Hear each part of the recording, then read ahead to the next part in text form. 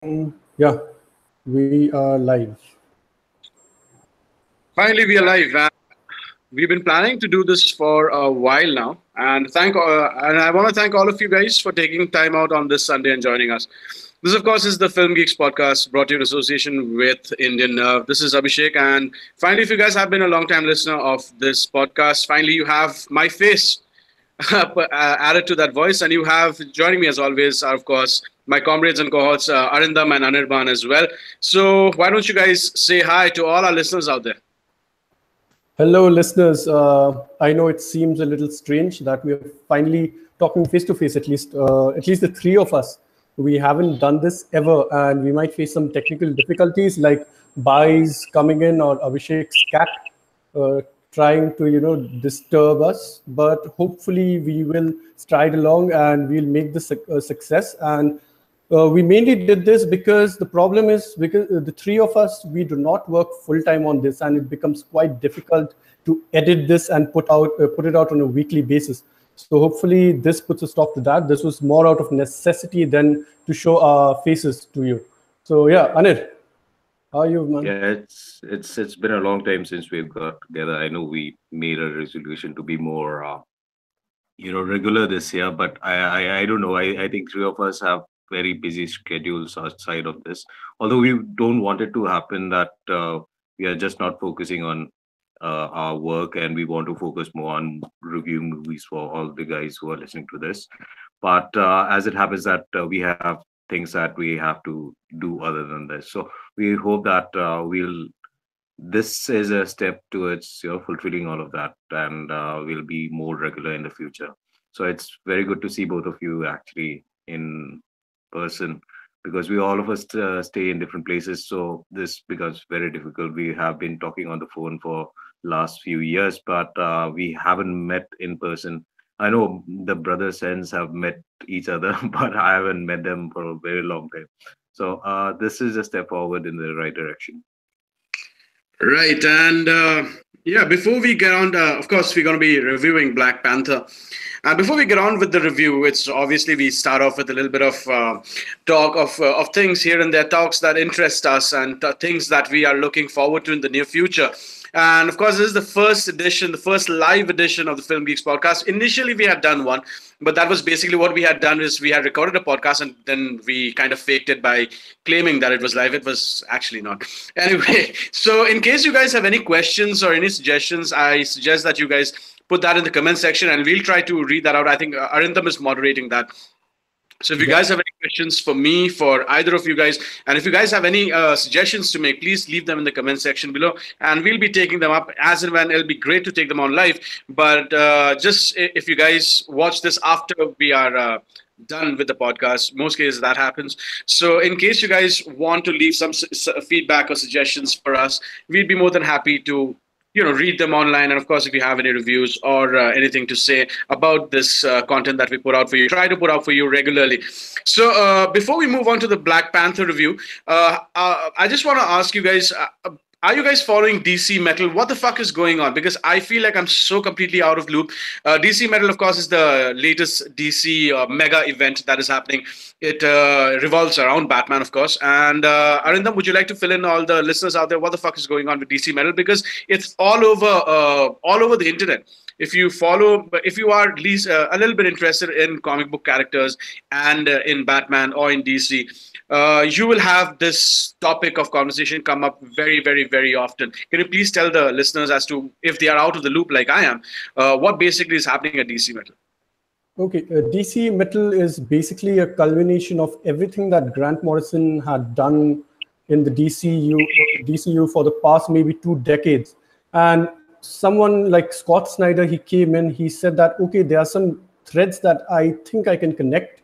And that's what that he is doing right now. And it is a crazy story. It's like Michael Bay, he's doing a medieval futuristic, again, version of a very crazy event. It's impossible to describe in words what is happening. But basically, there's another dark multiverse which has literally come out of Batman. And there are evil versions of Batman that need to be defeated.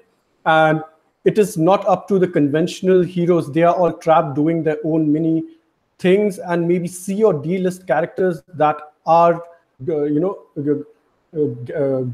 the bulk of the story forward. So that's a very weird little. I know I'm not putting it across very coherently to everyone, but if you read the text, it will come across as that. It is very crazy. It is highly entertaining, but I'm pretty sure it will not make sense to all of you because there are some obscure storylines that are being pulled and which are being referenced, and you need to be in touch with the DC continuity of the past 20 or even maybe 30 years.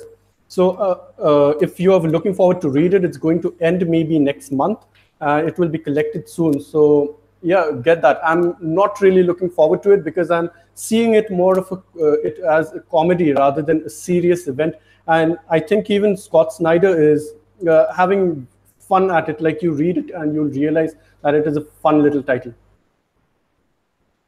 So basically what's happening is, I'm guessing is that because DC, the DC, not the studios, the comics, they do pretty well, I think, in terms of their sales and everything, their comic sales. And the movies obviously do not do quite as well as the comics as for Marvel. Sorry, DC comics. What I'm saying is that DC comics does much better than the movies, and it is quite the opposite for Marvel. So I think maybe DC is trying to build up a repertoire of titles that they can probably use in the future, and everything ties up to the movies in the end now, and because the main money is still there, I think.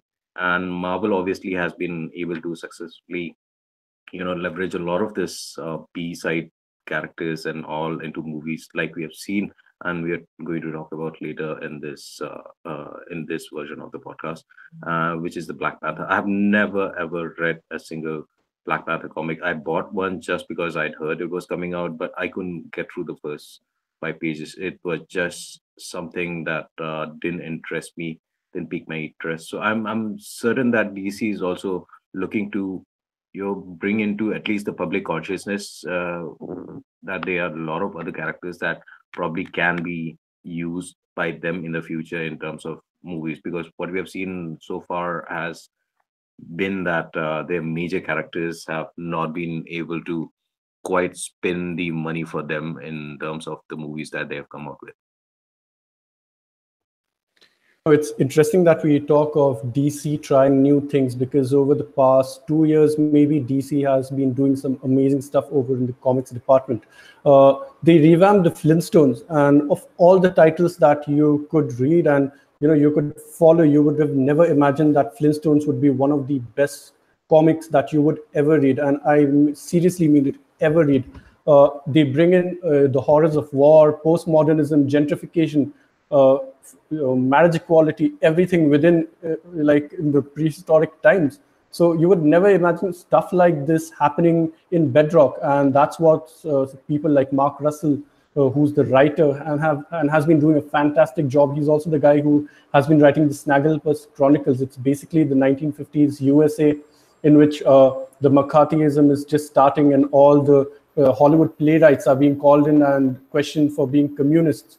So he has basically taken the character of Snagglepuss and put him in that world, who is being threatened by the FBI to be outed as a gay playwright. So stuff like very interesting things like this is happening. Also, there are money grabbing stuff like the Watchmen being Dr. Manhattan. Basically, he is now they are saying that he is responsible for the DC universe, the New 52, which was created 5 years ago. About 10 years ago, sorry. And it did not do well. And then they are trying to go back to the basics. And they found a very neat little way in which Jeff Johns has roped in Alan Moore's talents yet again. And he has stolen from what Alan Moore had done. And he basically crafted a quite neat little story out of it. And Doomsday Clock is happening. That's the consequence of that, which basically pits Superman versus Dr. Manhattan, at least in the cover, but that hasn't happened till now in the book. So very interesting things happening in the DC Comics front, at least. Same can't be said for Marvel. They are struggling a lot, but hoping they do better. So Abhishek, I think we've talked a lot of comics right now. It's time for the main event. Yes, it's time for the main event, and I know all you listeners out there, whoever is tuning in live, are wondering what the fuck are these guys talking about. I'm here for the Black Panther review, and let's get on with the review then. So yeah, Black Panther. It just came out this week, and it is the 18th film from the MCU universe. It is just the precursor to Infinity War, a culmination of 10 years of film. And of course, if you guys have been living under a rock, it has been directed by Ryan Coogler, who also co-wrote the screenplay along with Joe Robert Cole, and it stars Chadwick Boseman as T'Challa or Black Panther, Michael B. Jordan as Killmonger, Lupita Nyong'o, Danai Gurira, Martin Freeman, Daniel Kaluuya, Letitia Wright, Winston Duke, Angela Bassett, Forrest Whitaker, and Andy Serkis. Well, like I said, it's the 18th film, and what a ride it has been. I mean, I remember if you guys watched the Facebook live video that we did a couple of weeks ago, a couple of days ago, in fact. I was really excited for Thor Ragnarok, and then I saw the trailer for Black Panther, which featured Run the Jewels, one of my favorite bands, one of my favorite current bands, and I just blew me out of the water. And I was like, "Fuck Ragnarok, fuck everything else. This is one movie which I'm looking forward to the most." But what I thought about the movie, maybe we'll talk about it in a little bit. Let's start with Anirban. Anirban, let's start with you. What did you make of Black Panther?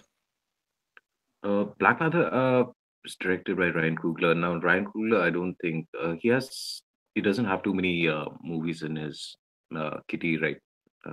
He has done the fantastic Fruitvale Station, and he has also done Creed, which I love.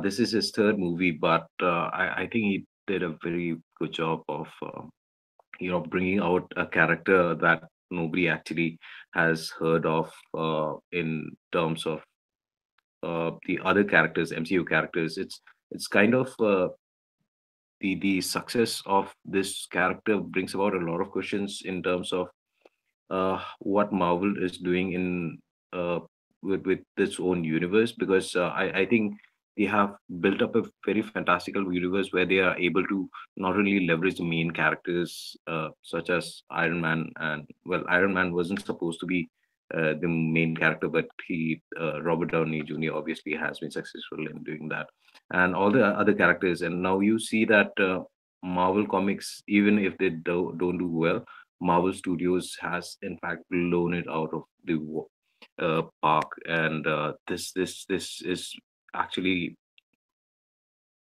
much movie, because if you watch this movie, uh, it's a very nice movie in terms of how things have finally what you expect from a superhero movie. It's that, but it's not at the same time. What I'm trying to say is that uh, Ryan Coogler has brought out his brand of direction, and he has put his stamp on this movie. And the way that this movie has been made is actually a bit different from what Marvel movies usually look like. But at the same time, you understand that it is, in fact, it right now it is one of the most integral movies, because now we are coming out to the most important movie for the MCU, and I think it's sort of context setting in terms of spoiler alert, but there's a lot of vibranium in this movie, and I think for a fight against Thanos, I think vibranium is in fact very critical element. I think we've seen uh, a lot of characters losing a lot of their weapons in the past. Now I think with Wakanda coming out to the forefront, I think we'll see a replenishment of armory for a lot of these superheroes, which is absolutely a good thing. But what I'd like to highlight is that I don't think that there's any character in this movie that did not make sense. I mean, a lot of them were not Africans, a lot of them are Americans, and a lot of them are British.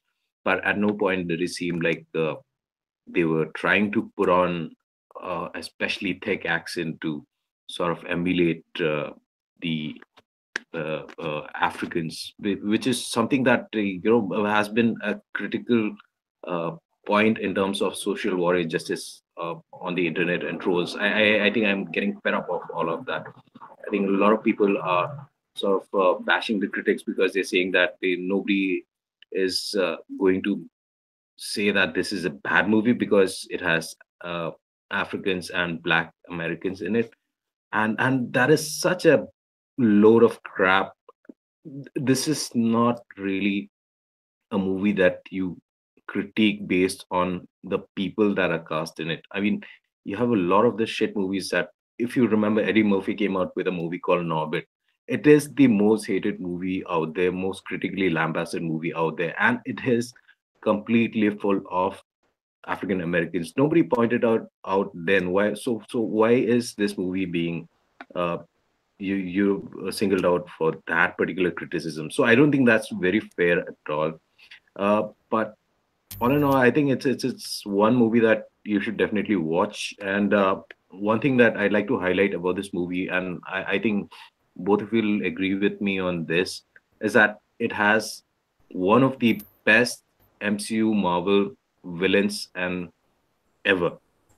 The character development for Eric Killmonger is so damn perfect that you actually feel the intensity of the character come through on the screen, and you feel that Black Panther actually has to fight, and it's not really an easy win for him, and it's something that has been missing for a long time in a lot of Marvel movies, and in fact also DC movies, but that's a different matter altogether. But I think this is something that Marvel has finally been able to sort of achieve, and I'm really happy for it. And it's sad that this was his first and last, but I hope that they do such character developments in the future as well.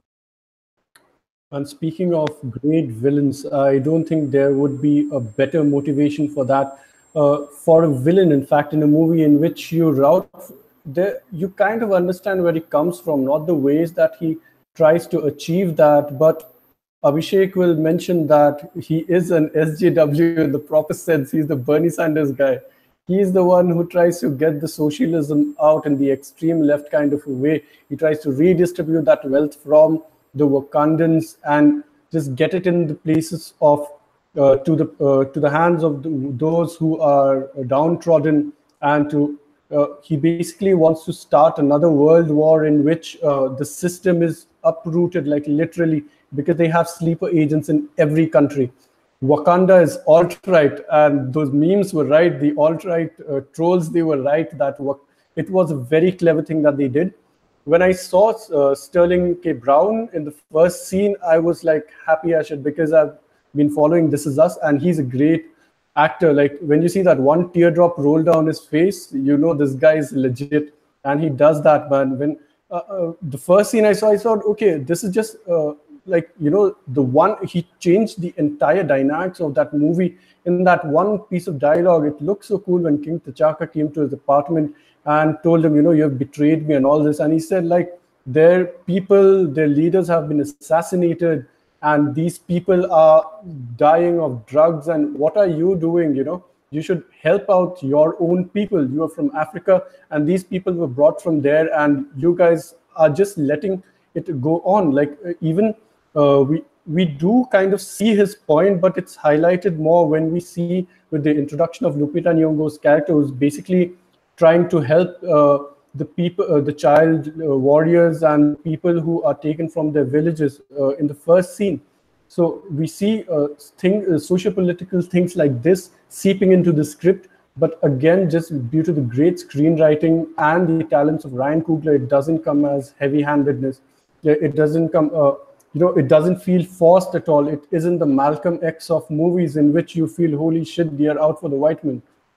But I just loved how he infused everything in it. He took the best parts of the Black Panther from the comics, because he has changed a lot in terms of the characters. None of the characters are like this in the comic, including T'Challa.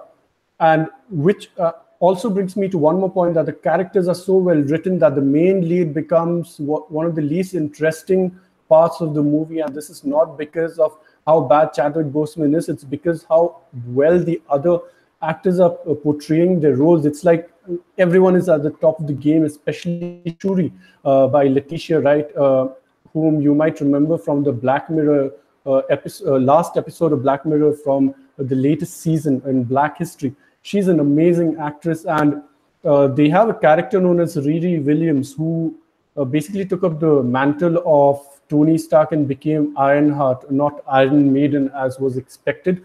But and if Tony Stark dies in Infinity War, I will have no complaints at all if takes up the mantle, basically. Even though they are posing Peter Parker, they want Peter Parker to take up that role, maybe, and start up Parker Industries like they did in the comics, but I don't think that might happen. Also, speaking of supporting roles and them trying to overtake the main lead's role, Danai Gurira, man, as Okoye, I think that's one of the best female side roles that I've ever seen in a superhero movie. I just can't think of any other who has been written in a way in which, just by the sheer performance, not even that the plot that she's given, just by her performance and her aura, she just absorbs that entire room. And also, how great is Andy Serkis? And he just absorbs and he chews up whatever scene that he is in. He's just amazing. I just feel sad for the guy is because he's advertised as the main villain and he tends to die in the middle. Andy Serkis also did this recently in a movie. I think Abhishek, he knows the name of that movie, in which Andy Serkis is poised as the main villain. He's built up from a previous movie and then he dies a shitty death. The Last Jedi, he did that with Snoke. In this movie, he has done this again as the role of Ulysses Claw. Stop stealing my jokes. Shut the fuck up, man. This is like, I was thinking of this since the moment that I stepped out of the theater. I have to say this in the podcast.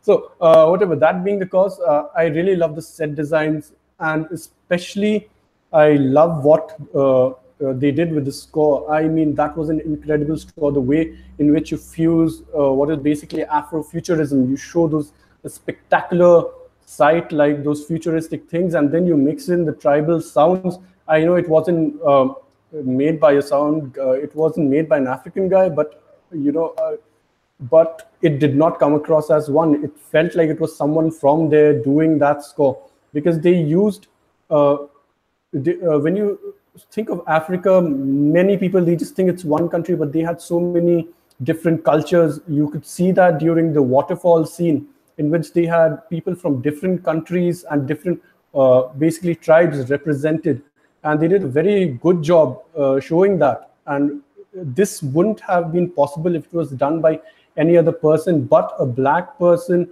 who is aware of what he is doing. And I just commend Ryan Coogler for whatever he did in this movie. This was a fantastic movie, and I don't rewatch Marvel movies a lot, but I'm pretty sure that I'm going to watch this a lot. And I am calling it my favorite movie till now, because I rarely rewatch Marvel movies, superhero movies, and I just watched Winter Soldier once. I'll watch it again during my Marvel Road to Infinity, and I'll have the final say on whether Black Panther is my favorite movie or not. Abhishek. Right, there's not a lot. Yeah, there's not a lot that I can add to whatever you guys have said. You guys have gone on about the performance. You guys have gone on about the script, both of which are fantastic. But I think there should be a huge round of applause, if possible, for the casting choices that this movie has taken. I mean, Daniel Kaluuya, from the outside, Daniel Kaluuya, who plays this character called Wakabi. I mean, it's not much, okay? Granted, he doesn't have a lot of screen time, say like Okoye does, or say even like an M'Baku does. But what he does and the way he raises the stakes with just a piece of dialogue, saying that I thought that with the coming of the new government, things are going to change, but things are more of the same. That not just echoes whatever is going on in the film, but it echoes everything which is going on in real world. You know, Daniel Kaluuya, his job in the movie was to keep people from getting in. Sorry, now you may continue. Yeah. So the point is that the more things change, the more they stay the same, and that was exemplified so well. And coming back to the political connotations of the film, well, excuse me. Well, you're absolutely right. In fact, all the trolls are right that basically Wakanda is an alt-right state. because their ideologies are so steeped in what some world leaders would have their countries like, that it is incredible that this movie actually got made and got passed by Walt Disney. And this, and if this entire line was continued throughout the film, there was an exclamation point in the post-credit scene. In fact, the mid-credit scene where T'Challa just goes out of his way and says, like, people, the only fools build barriers and the wise open their walls for the exchange of knowledge. And that is very resonant of the times that we live in. And yeah, let's just talk about Eric Killmonger, because Eric Killmonger, in my opinion, is not just a great MCU villain. I think he is the best comic book villain since Joker. All right, and that is Heath Ledger's portrayal of Joker, because with Joker, he was just an anarchist. You did not know what his motivations are. You did not know what the fuck he was going to do. He was just a loose cannon. He was basically just out there to fuck shit up. He was just a shit stirrer. But with Killmonger knows exactly what he wants, and the most dangerous of enemies is an enemy who thinks he is right, and Killmonger in his head is correct. And that's the beauty of the script, that it makes you as an audience sympathize and actually understand where he is coming from. Why would you want to give a fuck about a Red Skull who does not give two shits about his own people or about his own motivations? Why would I care about Loki, who in one time wants the fucking cube, and in the next moment does not give a rat's ass about the fucking cube, and he wants to save Asgard? Why would I care about these characters? But Killmonger does not. He would rather be right, and he would win rather than be taken prisoner and lose. He said, it's basically the Spartan mentality, right? If you don't win in battle, come back on your fucking shield. And that was so beautifully shown at the end sequence where spoiler alert, Killmonger dies, and he says, like, I would rather die than live one more day as a slave. And that was fantastic writing. Let's start with you, Arinda. What did you make of Eric Killmonger? Man, I just stepped out of the theater and I told you, like, he is the best villain that has been written for the MCU.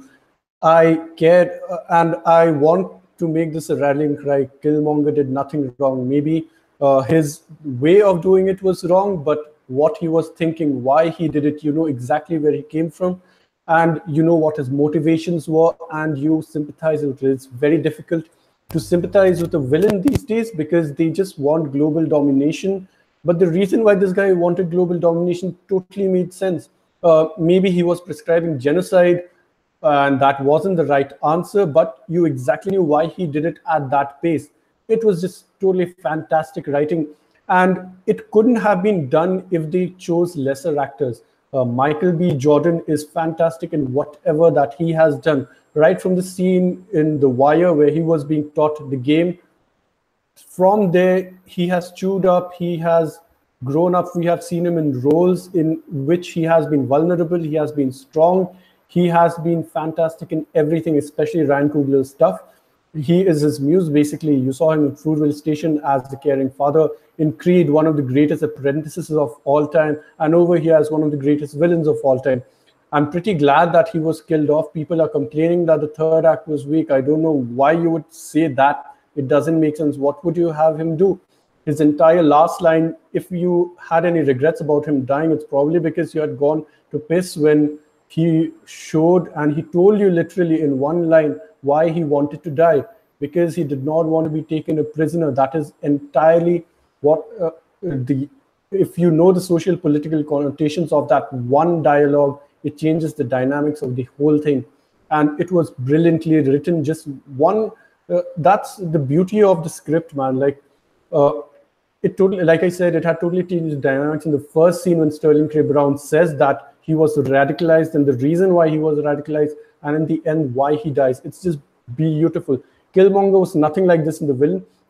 He also they also showed that T'Challa wasn't that strong, and it was beautifully done. Killmonger, in fact, also beats T'Challa in the comics. So they pulled some of the best bits and pieces out of the various arcs, and they crafted this beautiful story, man.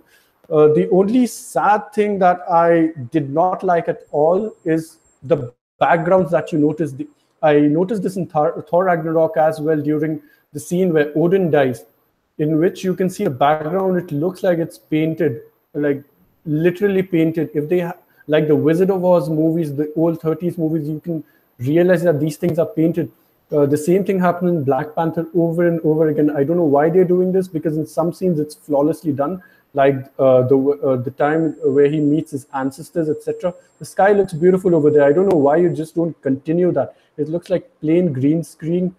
They're using green screen for both, so why not apply the same method for both the scenes? So that's a little baffling for me. Other than that, I don't really have any problems with the movie. Every action piece was justified. It wasn't just showing off.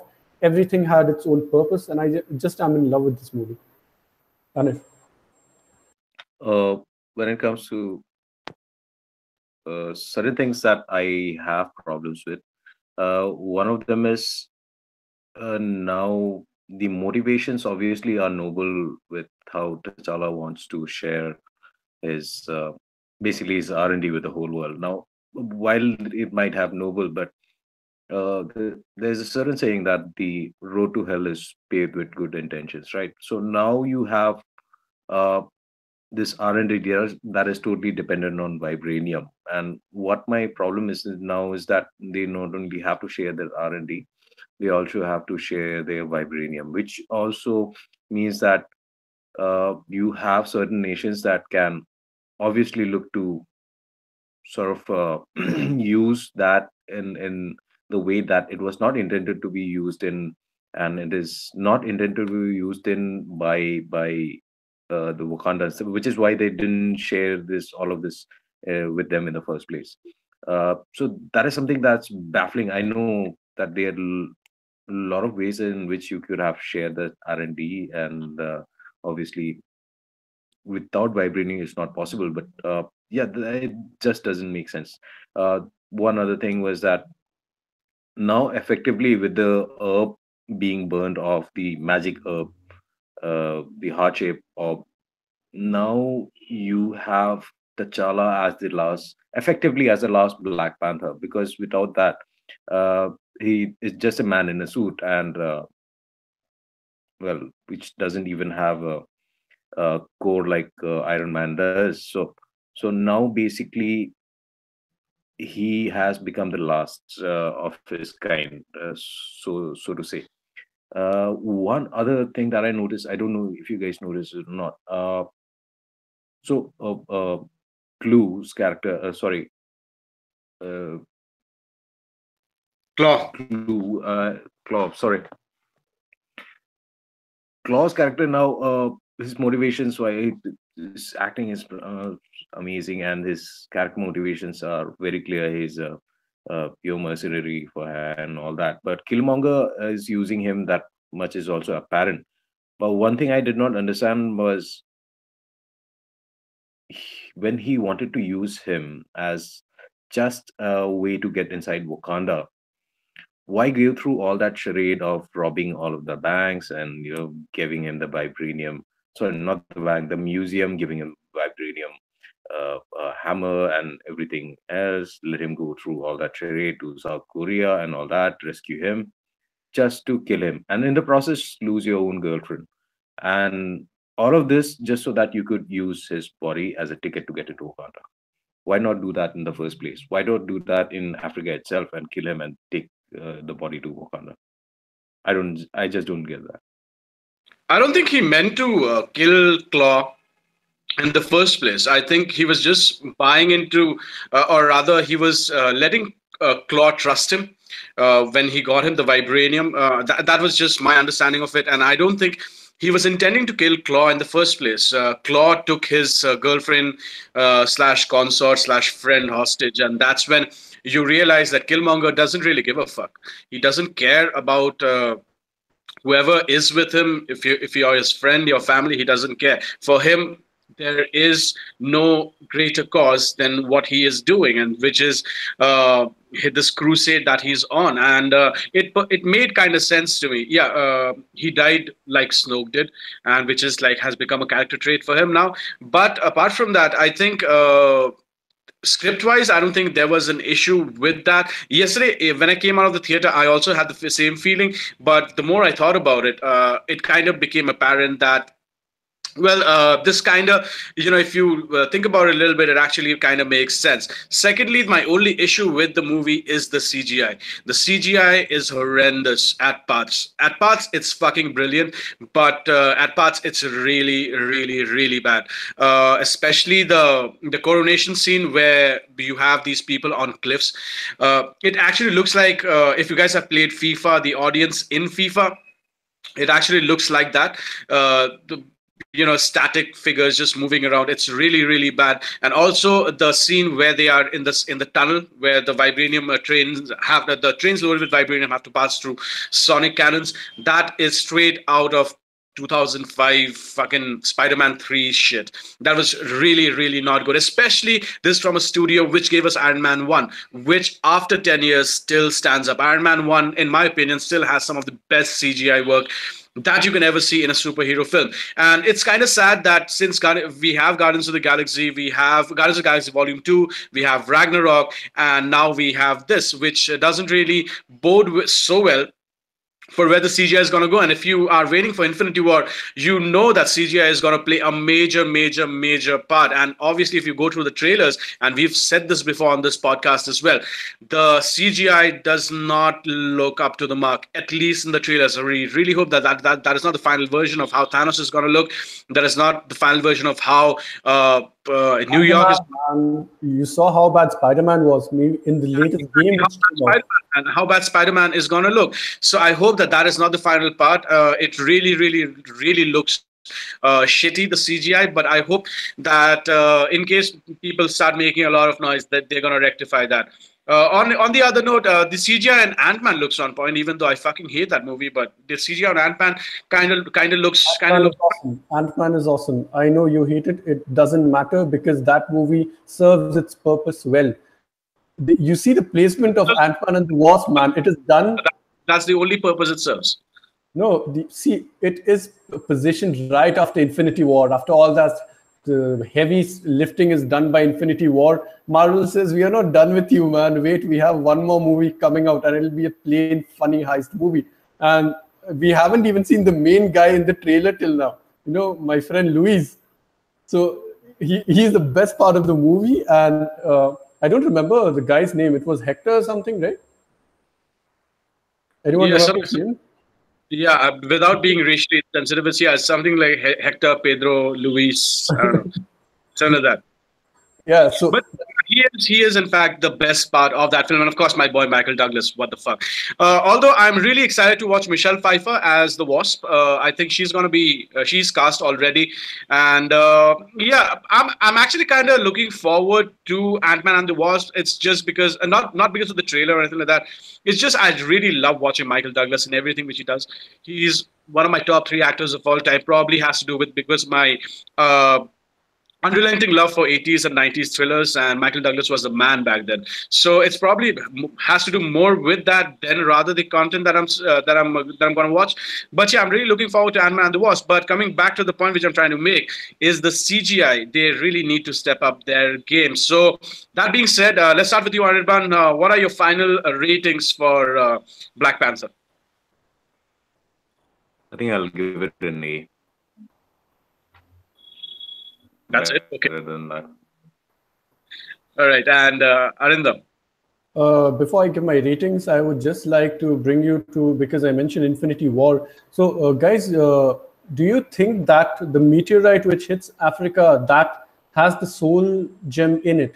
Because we still haven't seen the soul gem. It was a wise decision, in my opinion, to keep Black Panther as a standalone movie. They made no reference to any of the Infinity Stones or the cosmic threat that is going to approach in the coming months. But it really felt so because that is the way in which he was connecting to his ancestors. And that was the reason why, the herbs grew. It affected the plant life around it. And maybe that is the reason why they can contact their ancestors. And like we said, he might be the last Black Panther. But maybe if they find out that the soul gem is the reason why they got everything in the first place, it can be replicated and everything can go along as time passes for future generations. So, Abhishek, you think it's the soul gem after all? It can be. It would be a very smart way of playing it because they have no other setup left. So this would be the last ace in the hole, which is left, which would explain a lot of the things like the unbridled power, the technology, and of course the goodness which comes along with someone who carries the Black Panther mantle. At least in the films, we haven't seen a bad king, so as to say, and hence it also, if you have read a little bit of the comic books, you know that once you take this the heart-shaped herb, it is actually a way of not only healing your wounds, it also is a way of finding out whether you're truly worthy, because that amount of radioactivity is supposed to kill you, but unless and until you are actually chosen, or you are in the ancestry of the royal blood, it doesn't really harm you. In fact, Eric Killmonger did not survive after he tried or rather he knew he wouldn't survive, so he synthesized, in the comic books, he synthesized the effects of the art-shaped herb, and it gave him powers equivalent to T'Challa or Black Panther. So basically that ties in a little bit into the comic books. But I think, yeah, that would be a very smart way to pull it. But I also think that Wakandans have the soul stone, and somehow I have a feeling, because Disney, I mean Marvel, tends to do this kind of shit, they will put it in Bucky's arm or some shit like that, and him having the, because I don't know, but what you said makes complete sense. What I said is just bullshit. Doesn't make sense. But Why yeah, would he have it in his arm, man? It's like an arm. He powers his soul. Like whoever heals it starts singing James Brown songs for no reason or something. all of the different demographies they would have Captain America propose to him, because he fits in to the demography. I'm making less, but yeah, Doing but Tumblr, man. but I do have a feeling Wakandans do have the soul gem. Yes. I don't know about that. I think that if they had this ozone, then probably would have exploded in the Easter eggs, at least one of the Easter eggs, or maybe an additional Easter egg. But there is no reference to it, which again I agree might be a smart way to play it. But now with Infinite Wars coming up, I think there's no time for them to actually explore it other than in the movie. So yeah, I'm 50-50 there. They might have it, but more like I don't think they have it. Right. Okay, So, back to my rating. before we get sidetracked, some more. My rating would be an A plus. It's my favorite MCU movie till now. I need to watch Winter Soldier for the second time, but this is my rating, and this is the way I feel about this movie. It was just perfect. I love Black Panther. I absolutely adored the movie, but for me, the pinnacle of MCU storytelling, in fact, comic book storytelling, has to be Winter Soldier. So I'm going to rank it just below Winter Soldier, and I'm going to give it an A as well. I did not like the CGI. Probably, if I would have loved the CGI and a little bit of the fight sequences, because you have to remember that I'm a sucker for hand-to-hand fight scenes, and it was brilliantly done in the Winter Soldier. I agree that they had Frank Grillo, who was a trained MMA artist. You have Chris Evans, who is no slouch himself, and you had fucking George St. Pierre in that movie. So it made for some amazing combat sequences. It was a little bit missing in Black Panther. Obviously, I have no bones with the script. The script is fucking fantastic. The storytelling is fantastic, and it holds up on its own as a great origin / standalone film. That being said, I have problems with the CGI and the hand-to-hand combat a little bit, and just for that, I'm going to give it an A. I absolutely love the film, and I am really hyped for Avengers: Infinity War. So that does it for our review of Black Panther. I hope that you guys had a great time. And Anirban and Arindam, are we going to do this more often? This seems like a very good medium. I don't think we have faced any issues. So yes, we should. We should definitely explore this more often. Yes. Yeah, this like takes an hour, and we don't have to do any post-production as of now. I'll try to add a card at the end. That's it, just very basic stuff, and we can just have it live right now. I think this is the best way to do it, and there were absolutely no glitches. It was totally smooth. So thank you, Google overlords, who will probably make killer robots in the future, and they already have. If you saw those videos with the metalhead like things which are opening doors, so it's a great way to see how you're going to die, and yeah, we're going to do this soon. Yeah, did you guys see the Valentine's Day prank that Black Mirror actually had? where they where they actually gave out a link and you had to shake your phone and found out how long, if you were in a relationship, how long you are going to last with your girlfriend, or how long your arm is going to stay attached to your hand. Yeah, See it that? was that app, right, that they released, speed dating I app. actually thought it was legit. I actually thought that it was like a real thing, because Black Mirror in the past has put out links which, for example, that thing which is happening in China where you can rate your coworkers, and based on your ratings, their appraisals and etc. is going to be affected. So I thought it's something legit like that, and I was like, okay, fuck you guys, it's a prank. Okay, I was like, yeah, fuck you. Hello, Burger. hello, Abhishek. That's called 360 feedback. It exists even now in all the MNCs. Okay, that's just 360 feedback. Cool.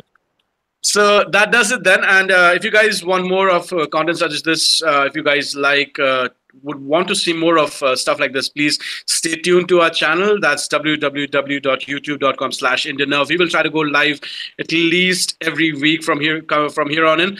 And yeah, we'll be finding something else to do next week. And join us again. We will be putting out our when and where we're going out live next on our social media. You can follow all of our social media in the comment section below, and we'll be pointing out updates then. And till we meet again, thank you very much, and see you guys, and may the force be with you always. Bye bye.